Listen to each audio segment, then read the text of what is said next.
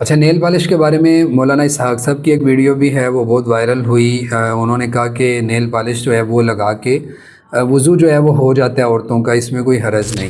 دیکھیں، وہ ایک بڑی علمی شخصیت ہے، اس میں کوئی شک نہیں ہے، لیکن ظاہر انسان تھے، ہر ایک کا اپنا موقف ہوتا ہے، اجتہاد تھا ان کا۔ انہوں نے یہ بات کہی تھی کہ جی عورت جب نیل پالش لگا لیتی ہے تو انہوں نے مثال دی تھی کہ اگر کسی کے کوئی اس طرح بازو کے اوپر یا ہاتھوں کے اوپر کام کرنے والے ہیں تو انہوں نے کہا تھا کالک لگ جاتی ہے، یعنی مراد ان کی یہ تھی کہ کام کرنے والے کا کوئی رنگ روغن وغیرہ لگ گیا یا اس طرح کی چیزیں، تو اس پر بھی تو وضو ہو جاتا ہے۔ تو دیکھیں، اختیاری چیزوں میں معاملہ اور ہوتا ہے اور غیر اختیاری چیزوں میں اور معاملہ ہوتا ہے۔ میں آپ کو مثال سے سمجھاتا ہوں۔ اگر کوئی شخص، اس کے بازو پہ یہاں پہ ٹیپ لگی ہو، یعنی اس نے وہ خود لگائی ہو اور وہ اتار بھی سکتا ہو، یعنی اپنے بازو سے وہ ٹیپ اتار بھی سکتا ہے، لیکن وہ اس کے باوجود وضو کرتے ہوئے اس ٹیپ کو نہیں اتارتا، تو کیا اس کا وضو ہو جائے گا؟ سب کہیں گے کہ نہیں ہوگا۔ کیوں نہیں ہوگا؟ کیونکہ اختیاری ہے، اس نے ٹیپ جہاں پہ لگائی ہوئی ہے وہ ٹیپ نہیں اتارے گا تو پانی وہاں پہ نہیں پہنچے گا۔ اگر مہندی لگائی ہے، اس کا تو کوئی مسئلہ ہی نہیں ہے۔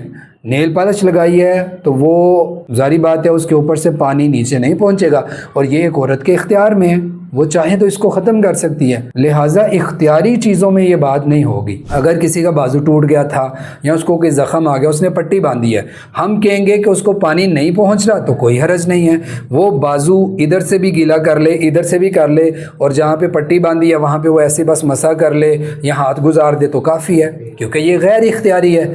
لیکن نیل پالش لگانا یہ غیر اختیاری نہیں ہے، یہ اختیاری ہے، ایک عورت کے اپنے اختیار میں ہے۔ لہٰذا آسانی ضرور دیں لوگوں کو، لیکن آسانی کا مطلب یہ نہیں ہے کہ آپ جو مرضی کرتے رہیں اور یہ کہیں کہ یہ بھی ٹھیک ہے وہ بھی ٹھیک ہے۔ تو پھر اگر سب کچھ ہی جائز ہے اور سب چیزوں میں آسانی ہے تو پھر دین کا نام ہی نہ لیں آپ۔ اگر یسروا ولا تعسروا بھی دین ہے تو الدنیا سجن المؤمن وجنت الکافر بھی دین ہے، کہ نبی علیہ السلام نے فرمایا کہ دنیا مومن کے لیے قید خانہ ہے۔ کیوں قید خانہ ہے؟